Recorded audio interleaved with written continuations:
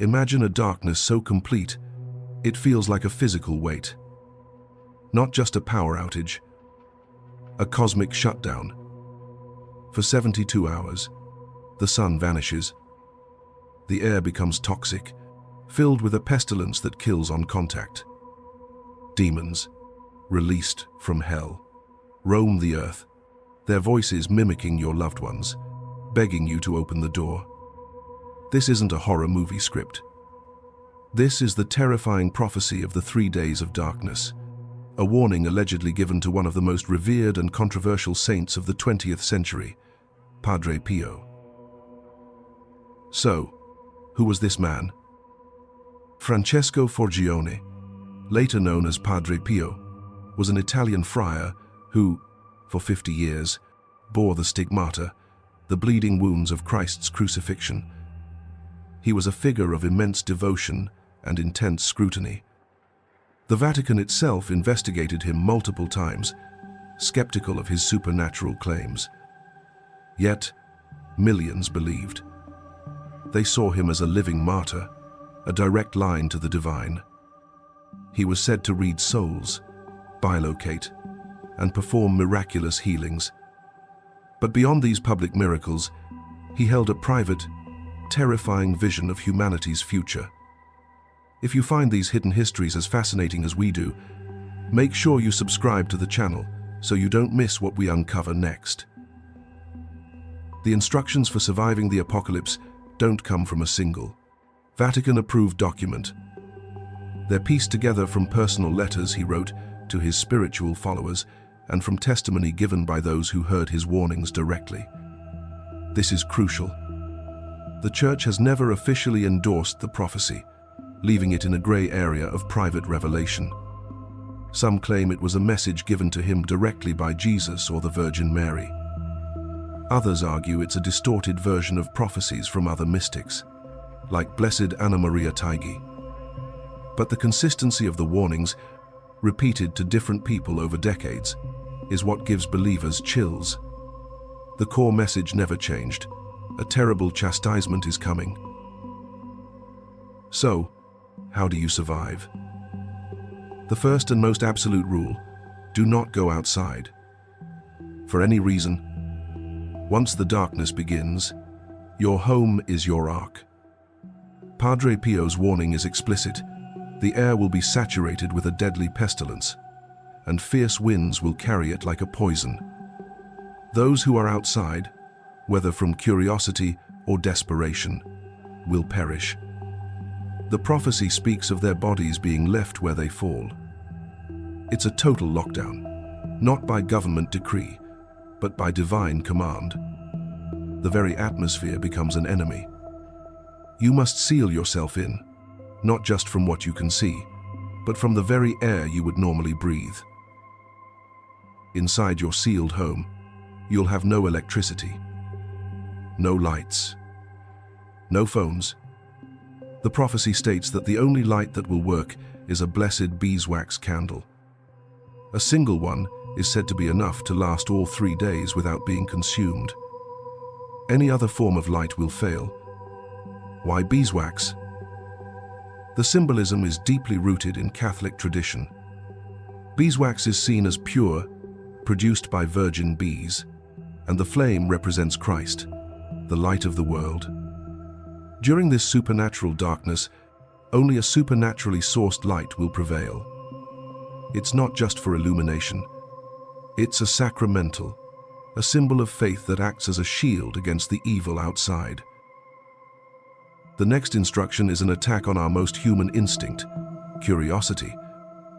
You must cover every window and every door. Do not look out.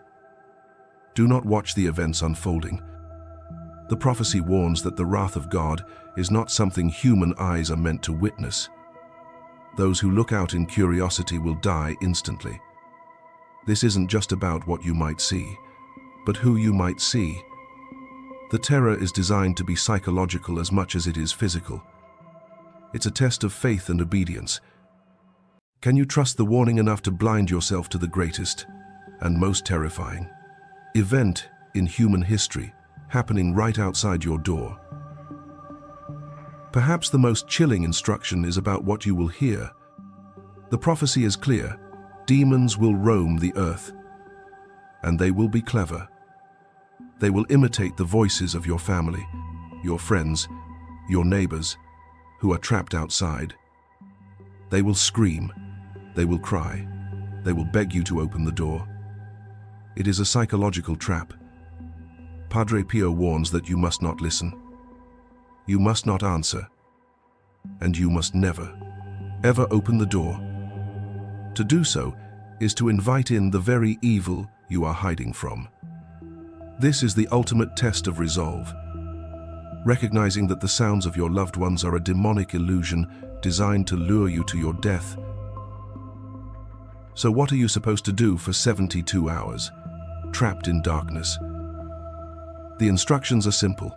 Pray continuously. The rosary, private prayers, keeping your hands joined. This is not a passive waiting game. It's an active spiritual battle. The act of prayer is meant to be a shield, to keep your mind focused on God and away from the terror and temptations outside. The prophecy suggests that those who spend their time in prayer will be protected.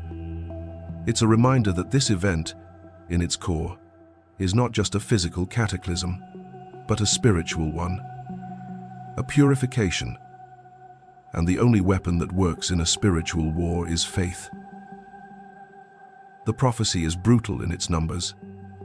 It suggested that more than half, perhaps as much as 3/4 of humanity, will perish. But the selection isn't random. It's a divine judgment.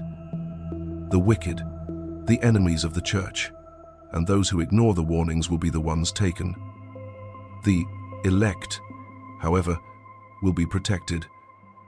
The prophecy says that not a single one of the chosen will die.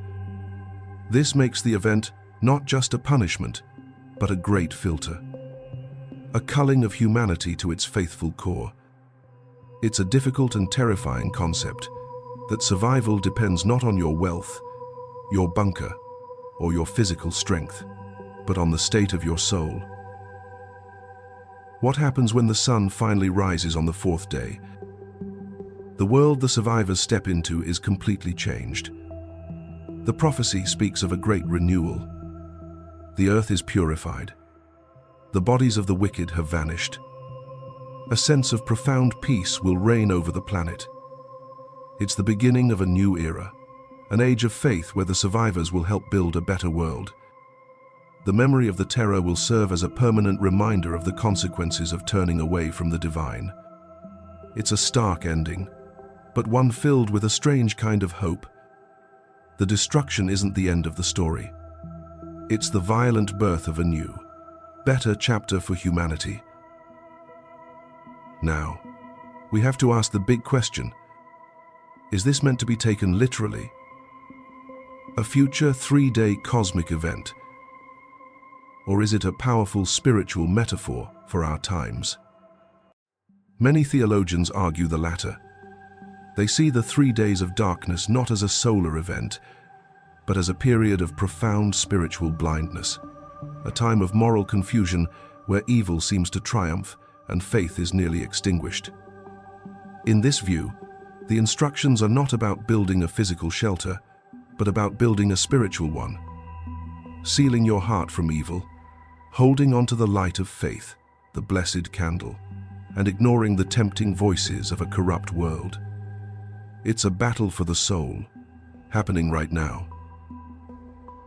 Whether you believe Padre Pio's prophecy is a literal roadmap to a future apocalypse or a symbolic warning about our present spiritual state, the message is undeniably powerful. It forces us to confront our deepest fears about the end of the world, and more importantly, how we choose to live in it. It's a call to prepare, not by hoarding supplies in a bunker, but by examining our lives, our faith, and our actions. The instructions are a guide, not just for surviving a cosmic horror, but for navigating the darkness we already face every single day. The ultimate question the prophecy leaves us with is not, when will this happen, but will you be ready when your own darkness comes? What are your thoughts on this prophecy? Is it a future event or a metaphor for today? Let us know in the comments below.